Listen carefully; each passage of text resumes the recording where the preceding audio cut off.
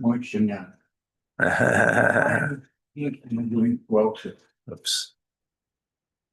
We are in the book of Avoda. At least one thing should be remembered, huh? Avoda, service. We are the offerings in the Holy Temple. Tmidim Musafim, the daily and additional offerings. We're in chapter 9. Oh, we're holding by Rosh Hashanah. The offerings.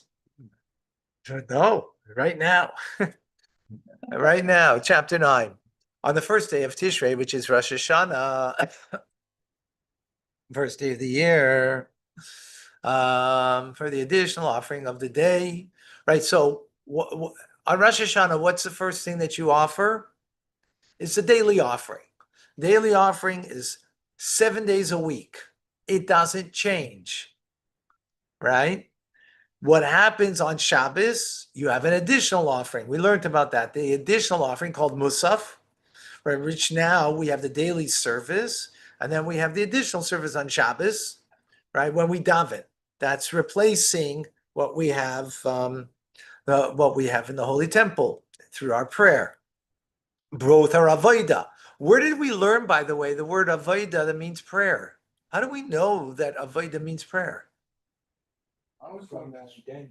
Huh? From Daniel, we heard this morning. Not precisely Daniel, but that was a backup only. David. No. The verse itself. And to serve him b'chol levavchem, with all of your heart.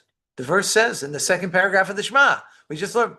That was just to show that the word la'avdei, to serve, what does to serve mean? That's just a proof. But the obligation to pray is in the second paragraph of the Shema, la'avdei b'chol levavchem, to serve him with all of your heart. The heart is prayer.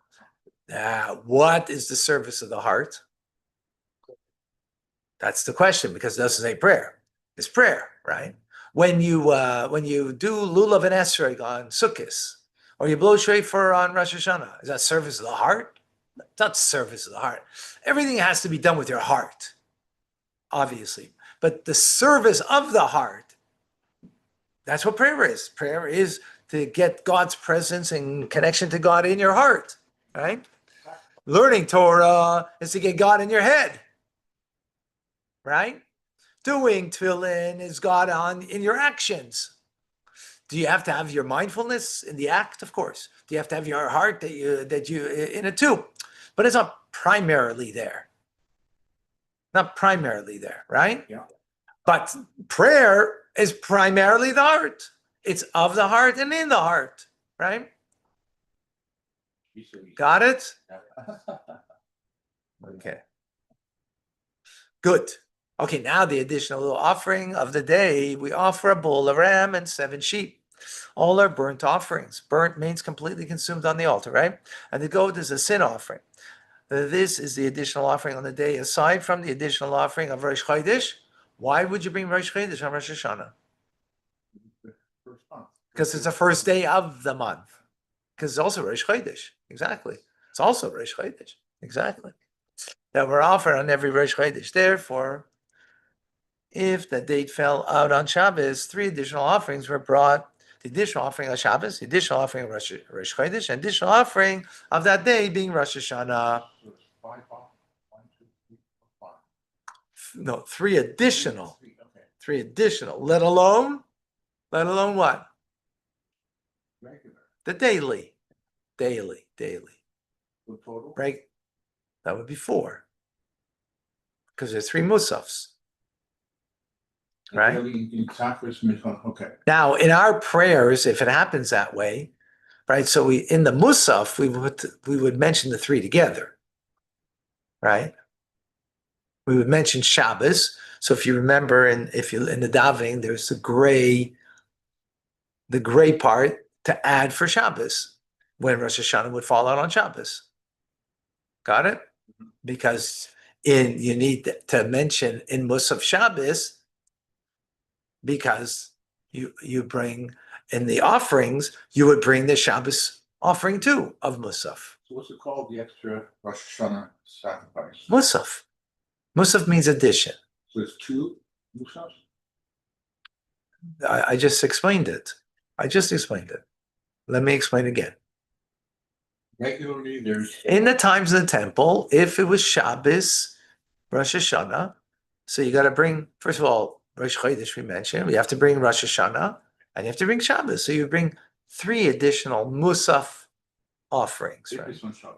If it's on Shabbos. So if it was not on Shabbos, you bring only 2, because it's Rosh Chodesh and it's Rosh Hashanah, right? Yeah. Got it? Yeah. I was saying in our prayers, if it's Rosh Hashanah falls on Shabbos, you'll see a gray area, in parentheses that says if it's Shabbos, add this part. Why? Because you're bringing an extra Musaf offering on Shabbos on Rosh Hashanah. So in the prayers, it's brought there too. Okay. Thank you. Okay, what is the order in which they are offered? First, you would bring the additional offering of Shabbos. Why would you bring Shabbos first? Anybody? Because it's very holy. And Rosh Hashanah is not holy. Shabbos is more holy, no? So it's true what you're saying, but that's not the reason. The reason is you bring that which is more constant, you bring first. So Shabbos comes more often than Rosh Hashanah, right? Then you bring the new month, because new month comes more often than Rosh Hashanah. It comes 12 times a year, and Rosh Hashanah only comes once a year, right? Then you bring the offering for the festival. The irrational is the offering brought more, he says here, more frequently than another, takes precedence over the other one. Similarly, if an offering is on a higher level of holiness and the other one, it takes precedence over it. Which is the reason that you gave. Very good. David? Yeah. Yeah, what? Yeah, because Because it's holier. Like you said, like you said, exactly. If one has a choice of an offering that is brought more frequently and one is a higher level, the holiness of one is, one may award precedence to whichever one desires. So more holy than Rosh Hashanah. No. Thank you. No. Now, so we have 2 things. We have 2 the reasons over here. One is more often and one is more holy. So Shabbos is more often and more holy. So that for sure goes first, right? Rosh Chodesh is more often, but Rosh Hashanah is more holy. Okay.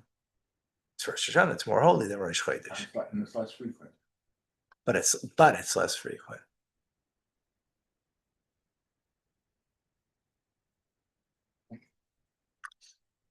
So yet here Rosh Chodesh goes before Rosh Hashanah.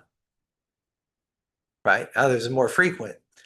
He just said you can give precedence to whichever one you want. Well, it seems to be that we're choosing frequency between Rosh Chodesh and Rosh Hashanah. Yeah. Right.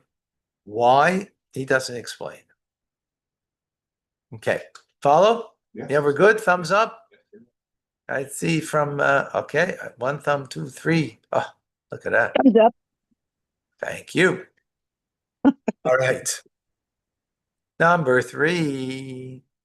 If one transgressed or forgot the law and slaughtered an animal for an offering that was not brought more frequently, or one that was lower level of holiness first, one should offer it on the altar and then slaughter the one brought more frequently or the one which is higher level of holiness. So order matters, right? And there's a proper way to do it. But if you didn't do it the proper way, you still make that offering. If you didn't do it in the proper way, still offer the less holy or the less frequent one nonetheless. Okay? No, daily for no. It's on top of. No, don't get confused. Daily comes before addition. Yeah. Why? But it's frequent is every day. It's less holy. Yes, that's holy. So why does it go first? Frequency.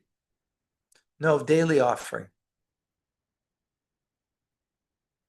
Well, the very word addition means it's an addition to the daily.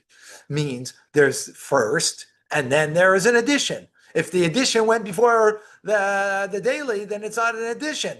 But in this sentence, it says if you forgot the lost law. No, that's about the additional. That's about the additional. The additional. But the daily is always first. Because it's first. This is addition. Addition can only come after what you're in addition adding to, right? And we learned that from the verse, because in the verse it says al. When it comes to the additional offering, it says upon, meaning over and above, in addition to. Okay? 5.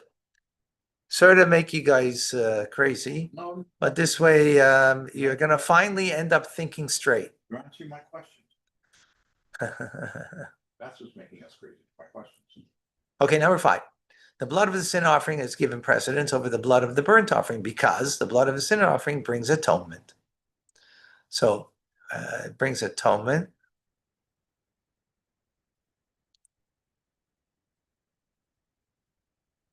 Right. As opposed to the burnt offering is a gift to God. All right. Only a gift to God.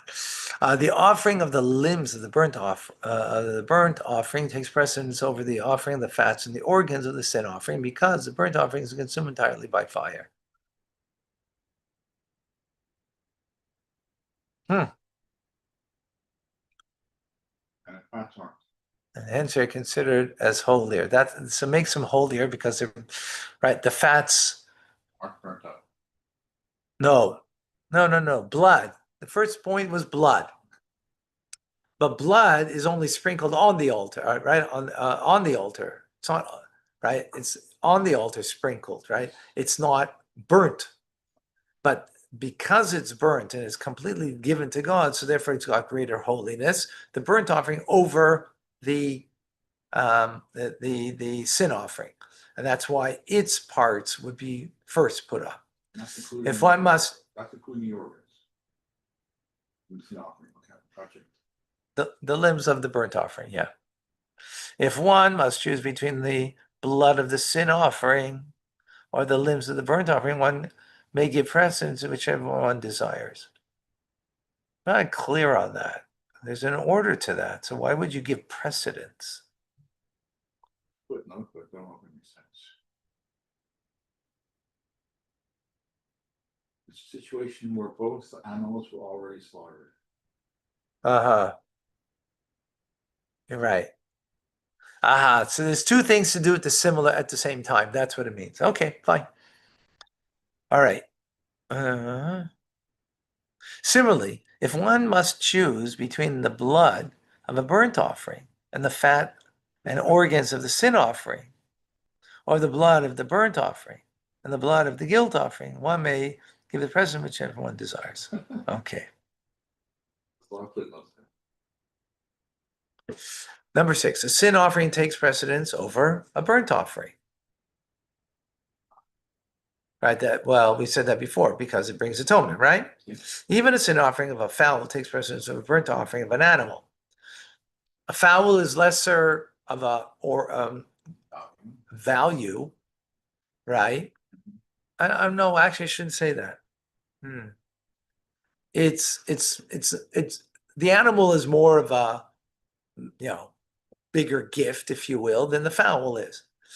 Nonetheless, the sin offering, even of a fowl, takes precedence over the burnt offering of an animal. As it says, who shall offer the sin offering first? Because the verse says it goes first. There's a general principle teaching that every sin offering takes precedence over the burnt offering that accompanies it.